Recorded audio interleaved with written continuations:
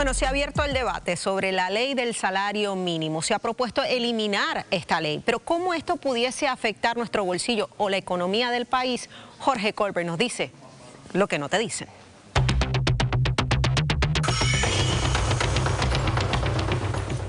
La ley del salario mínimo federal, que comenzó hace décadas atrás, tiene un propósito que es hacerle justicia a la clase trabajadora, de tener unos ingresos mínimos, ¿verdad?, para poder atender todas las necesidades de los trabajadores y su familia. El estatuto permite que las jurisdicciones, tanto los estados como Puerto Rico, puedan regularlo a nivel interno, a nivel local, siempre y cuando no violenten las consideraciones que establece ese estatuto. En Puerto Rico, en el año 2021, se aprobó una nueva ley del salario mínimo donde establecía unos incrementos graduales, es decir, poco a poco, entre el año 2021 precisamente hasta el año 2024. ¿Ha sido exitoso o no? ¿Merece cambios o no? De entrada, les tengo que decir que ha surgido una medida legislativa que le da un poco de controversia y que me parece que es importante que pongamos en contexto si realmente es dañina o no lo es. Primero, el salario mínimo, obviamente, en aquel momento, antes de la ley 47, es decir, para el año 2020, era alrededor de $7.25, ahora está en $10.50, así que hay un incremento de $3.25. La tasa de desempleo en aquel momento 9.7, ahora 5.6%, es decir, mucho más bajo. La tasa de participación laboral, es decir, la gente que está trabajando, 40.6 en el año 2020, 44.4, quiere decir que hay más personas trabajando. Si usted ve estos números dirá, caramba, pues la ley fue positiva en términos estadísticos. Ahora bien, la realidad es que la controversia que ha surgido, un proyecto de ley, proyecto de la Cámara 1115 del representante Roberto López del Partido Nuevo Progresista, que quiero dejar claro de entrada, él no está planteando eliminar el salario mínimo. De hecho, eso es un derecho adquirido a nivel federal y a nivel local. Él tampoco está planteando que se reduzca de 10.50 a una cantidad inferior, tampoco plantea eso. Lo que hace el proyecto es que elimina una comisión que creó la ley del 2021 de 7 miembros para que sean los legisladores los que decidan el salario mínimo. Eso tiene sus pros y sus contras, ¿verdad? Que es poner en manos de funcionarios públicos que van a elecciones este tipo de decisiones. Ahora bien, este estatuto, sin embargo, me parece que tiene un elemento fundamental en su creación y en cualquier enmienda futura, y yo soy de los que creo que debe de revisarse en ciertos aspectos que le digo ahora. Y es que esta iniciativa, en términos generales, aunque ha tenido resultados positivos en empleo, salarios y en negocio, cualquier revisión tiene que atenderse de acuerdo a las realidades económicas. ¿A qué me refiero? En el año 2021, cuando se aprobó, no estaban las políticas aranceles del presidente Donald Trump y la economía en Puerto Rico se ha afectado. Según la ley, se supone que en este año 2026, es decir, cada 2 años, la última fue en el 2024, se revise ese salario mínimo.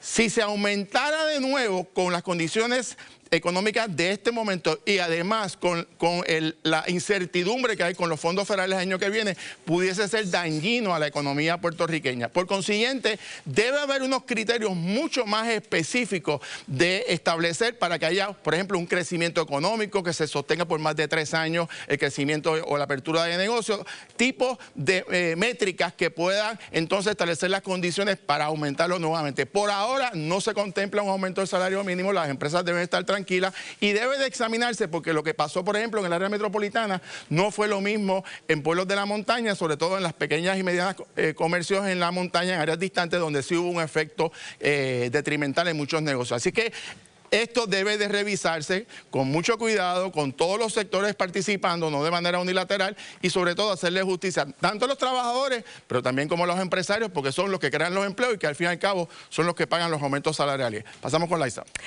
Gracias, Jorge. De hecho, vamos a discutir esto con el siguiente panel compuesto por Héctor Ferrer, portavoz del Partido Popular Democrático en la Cámara, también la licenciada Margaret Ramírez, presidenta de la Cámara de Comercio de Puerto Rico. Gracias a ambos por estar acá. Buenas noches a ti. Gracias a ustedes por acompañarnos. El Centro Unido de Detallistas dice que el mercado es el que debe regir, establecer el salario mínimo y no el Estado. Licenciada. Concuerdo con ello.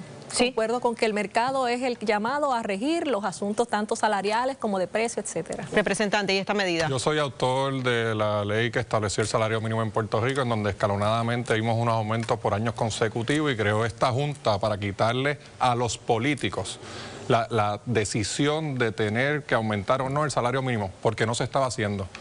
Para que tengan una idea, la última vez que se aumentó el salario mínimo en Puerto Rico, antes que se aprobara esta ley, fue 13 años atrás, antes del 2021, en el 2009. Antes de eso pasaron también muchos años. En la mano de los políticos no se resuelve, se convierte en un balón político. Por lo tanto, se creó este mecanismo para que fueran economistas y expertos con participación de los trabajadores, pero también de los dueños de las empresas que participaran, que se sentaran en la mesa con indicadores, con datos, con métricas, a sentar las bases de lo que debe ser el salario mínimo. Esto no puede volver a las manos de la legislatura, esto no puede ser un balón político. Si la intención es que vuelva a la legislatura, es para que en Puerto Rico no haya aumentos en el salario mínimo. Víctor, sí. Es interesante que esta discusión se dio aquí mismo. Yo estuve aquí mismo, en este panel, en el 2021 hablando de esto, porque lo que se estaba buscando era el peritaje de unas personas que pusieran a trabajar con esto y no los legisladores, que básicamente, más allá de algunas excepciones, como es la suya, no tienen el peritaje para trabajar con esto, ¿verdad? Entonces, ¿cómo nosotros nos estamos preguntando, le pregunto a ambos, a volver hacia atrás un planteamiento que ya estaba adjudicado? Esa es la pregunta. Los asuntos legislativos deben estar matizados con peritaje. Eso no lo podemos tener en discusión, no solamente en asuntos laborales, sino en asuntos económicos en general, en asuntos de electricidad, en cualquier asunto debe haber peritaje. Con eso dicho, nosotros no podemos dejar de lado el hecho de que una cosa es que siga, que son políticos que están tomando decisiones económicas sobre el país. No, son legisladores que fueron electos y también hay un proceso constitucional que involucra el mecanismo legislativo y que incluye incluso la participación ciudadana a puerta cerrada en una comisión donde solamente 3 personas tienen a su cargo decidir sobre un asunto tan importante como lo es los asuntos salariales de un país. Nos parece totalmente descabellado y por ende nos parece muy adecuado el proyecto 1115 de la Cámara en cuanto a busca que se elimine esa comisión. Esa era la política de miedo que traían en el 2021 cuando comenzamos a hablar de aumentar el salario mínimo, que iban a bajar los empleos, que las empresas iban a quebrar, que esto tenía que estar en control de la legislatura. Y Jorge Colbert presentó la estadística. Aumentaron los empleos, aumentó el dinero en el bolsillo de la gente, las empresas le va de lo más bien y lo que se tiene que buscar es cómo fortalecer los mecanismos de la Junta y que los miembros estén nombrados. Si ese es el problema, pues vamos a corregirlo. Pero el salario mínimo no puede volver a las manos de los políticos. 13 años se tardaron en darle un aumento a la clase trabajadora. Eso es lo que se pretende con este proyecto, que se congele el salario mínimo, que se quede ahí y que el puertorriqueño siga sufriendo los altos costos de vida, de aumento en el peaje, el agua, la luz. Sin embargo, el salario mínimo se queda igual. Sigo insistiendo. Sí. Me preocupan las políticas públicas. Correcto. Aquí hay una comisión evaluadora de salario mínimo que era responsable de implantar la política pública respecto a eso en el ELA, que debía revisar periódicamente el salario mínimo para ajustarlo al cambio en salarios y envíos de los trabajadores y que debía realizar un informe anual sobre esto. La pregunta es, ¿qué pasó con esa comisión en específico? En cuanto a los informes, se han rendido. El de este año no tengo conocimiento, pero solo hay que preguntarle a Roberto López. Él es el presidente de la Comisión de Asuntos Laborales y del Trabajador. Disponible. Él es el autor, es el que tiene que estar defendiendo. Él es el presidente. Solamente ha realizado 2 reuniones ejecutivas mientras ha sido presidente de esa comisión. Lo prudente es